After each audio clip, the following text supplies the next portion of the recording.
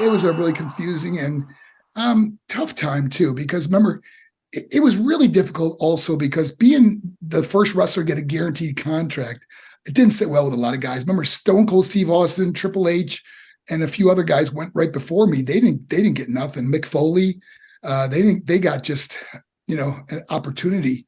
And so there was a lot of hard feelings. I never really realized it back then as much as I did later on, when people started talking about it and talking about different things about me, and I realized that wow, I could see why a lot of guys didn't want to work with me or help me, because you can't move up the ladder unless guys are letting you or allowing you to work with them properly.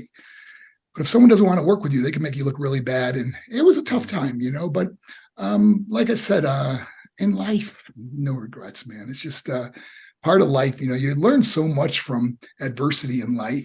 Through our struggles, we find our strength, and it's really helped me in many other areas of my life. I mean, I really liked, when you were repackaged, so you came out, you were injured and you came back and you were marvelous Marc Mero, and you were this fusion of, the amateur boxer, and it seemed like it was playing much to your, obviously you came back as a heel, and there was all the things with Sable, and, it's a very different character, different package. But how was that kind of second run that you had with WWF where you were a realer character? It was really fun because, the idea was to get my, Sable over in a way, where, she always comes out on top. I put her in a reindeer costume during Christmas and she strips off. She's got a bikini on, I'd, all different things that I would make her put in a potato sack, and she'd rip it off. She's got a bikini on. And so it was always playing to the fans of always making me look bad. But remember something, this was a planned thing. We worked with Vince Russo back then, and we would be laughing about the things we had coming up, but remember back then, Ben, it was incredible because her popularity was getting so big. She was selling her merchandise was selling second to only Stone Cold Steve Austin at that time.